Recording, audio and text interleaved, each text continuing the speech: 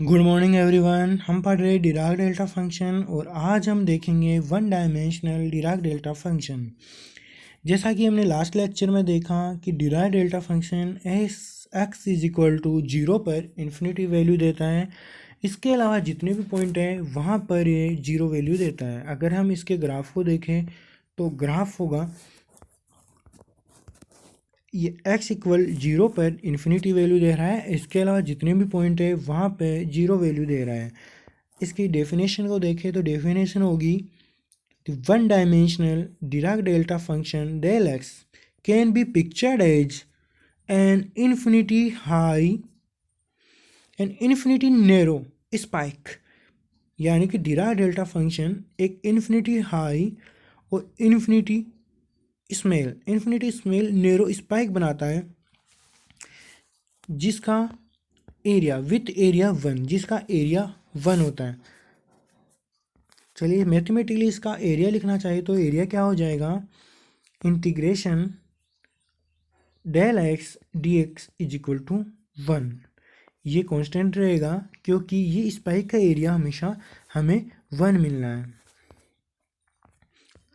अब देखते हैं ट्रांसलेटेड डिराक डेल्टा फंक्शन के क्या होता है। जब हम डिराक डेल्टा फंक्शन को x इक्वल टू 0 से किसी other point x equal a पे शिफ्ट कर देते हैं तो वो डिराक डेल्टा फंक्शन बन जाता है translated Dirac delta function. Graph ऐसा होगा, हमने डिराक डेल्टा फंक्शन को x इक्वल 0 से शिफ्ट किया x इक्वल a पे, तो इस बार स्पाइक बनेगी x इज इक्वल a पर, तो a के ऊपर बन जाएगी हाई स्पाइक, यहाँ मिलेगी हमें हाई वैल्यू। इसके अलावा जितने पॉइंट है वहाँ हमें मिलनी है 0 वैल्यू। x इक्वल ए पे मिलेगी इन्फिनिटी वैल्यू हाई वैल्यू। इसके अलावा जितने पॉइंट है वहाँ हमें मिलनी है 0 वैल्यू। और जैसा कि हमें पता है इसका एरिया हमेशा कांस्टेंट 1 रहना है, तो इसका एरिया क्या हो जाएगा, del x minus a d x is equal to 1, वो होगा कांस्टेंट। इस बार हमारा ट्रांसलेटेड डिराक डेल्टा फंक्शन होगा डेल एक्स माइनस ए, क्योंकि स्पाइक कहाँ बन रही है, ए पर, x is equal to a पर बन रही स्पाइक, तो फंक्शन हो जाएगा x माइनस ए।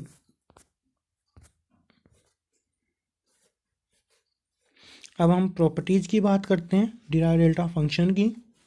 तो पहली प्रॉपर्टी है integration f x del x d x is equal to f0। देखिए डेल एक्स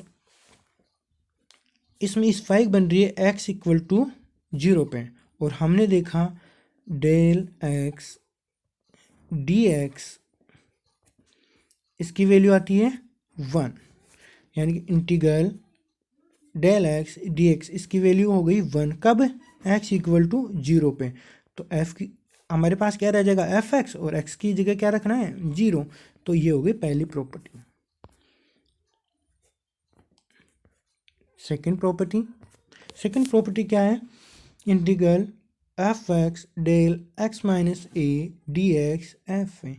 यहाँ देखिए स्पाइक कहाँ बन रही है x इक्वल टू ए पर, तो इंटीग्रल ये हमारा ट्रांसलेटेड डिराक डेल्टा फंक्शन हो गया डी एक्स, इसकी वैल्यू हो जाएगी 1, इंटीग्रल डिराक डेल्टा फंक्शन और डी एक्स की वैल्यू हो गई 1, कब, x इक्वल ए पे। हमारे पास क्या रहा एफ एक्स, और x की जगह में क्या रखना है a, तो हमारे पास आंसर ये मिल जाएगा एफ ए। थर्ड प्रॉपर्टी देखते हैं, इंटीग्रल जिसकी लिमिट है a to b f x del x minus c d x, तो यहाँ पे स्पाइक बनेगी x इक्वल टू सी पर। यहाँ पे दो कंडीशन मिलती है, जैसे कि प्रॉपर्टी सेकंड को हम देख रहे हैं, वहाँ x माइनस ए के लिए हमें आंसर मिल रहा था एफ ए, वैसे ही हमारे पास यहाँ एफ सी मिलेगा अगर सी ए और बी के बीच में लाई करता है, ये सी बिलोंग्स टू ए बी। अगर ए बी में सी लाई करेगा तो स्पाइक बन जाएगा दोनों के बीच में और इसका हो जाएगा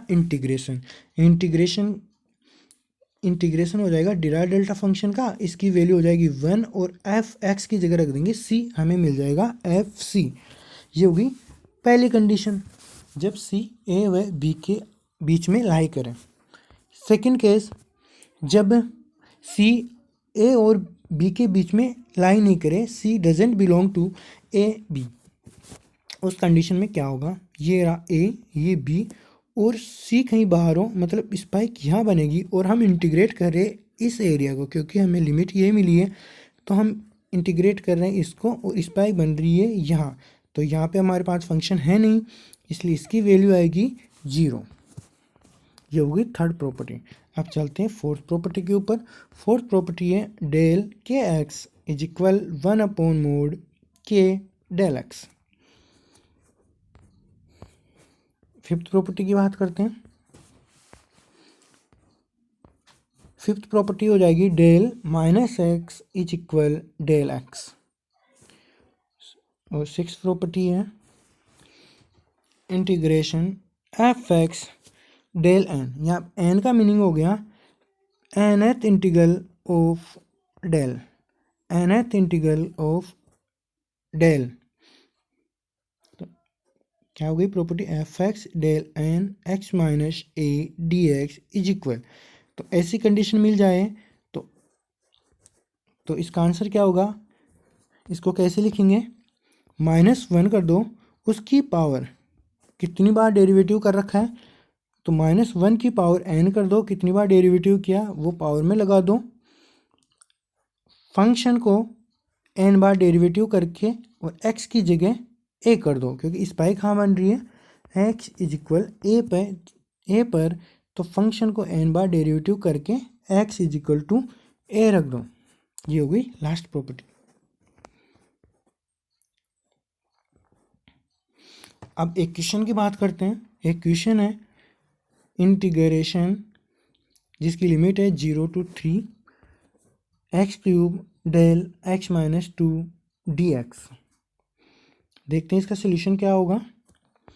देखिए, the Dirac delta function spike out the value x³, मतलब डिराक डेल्टा फंक्शन है वो इस स्पाइक आउट कहाँ करता है, 8x इज इक्वल टू 2।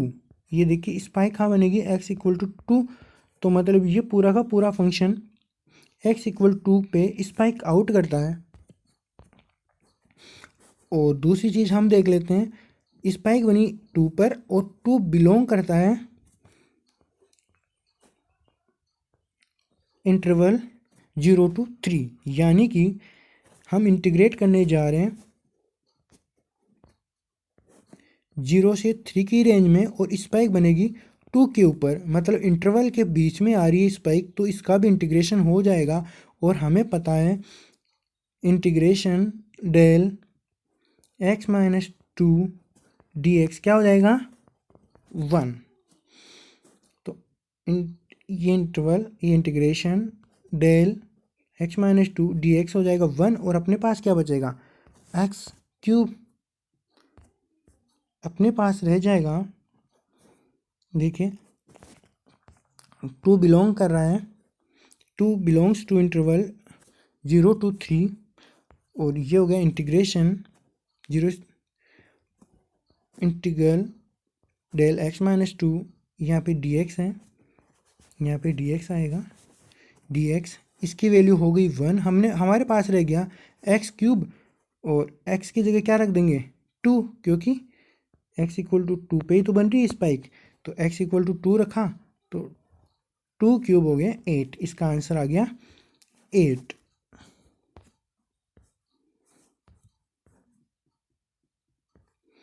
और ये बहुत सारे क्वेश्चन हैं,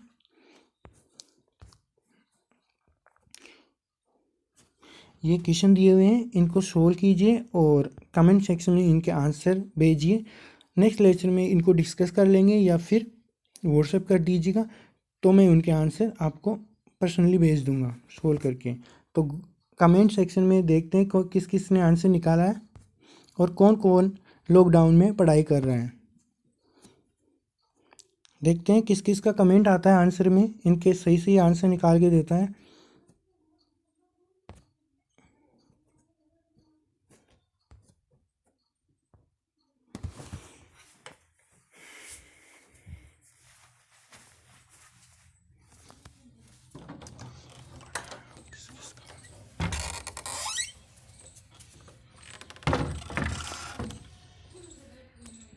संगीता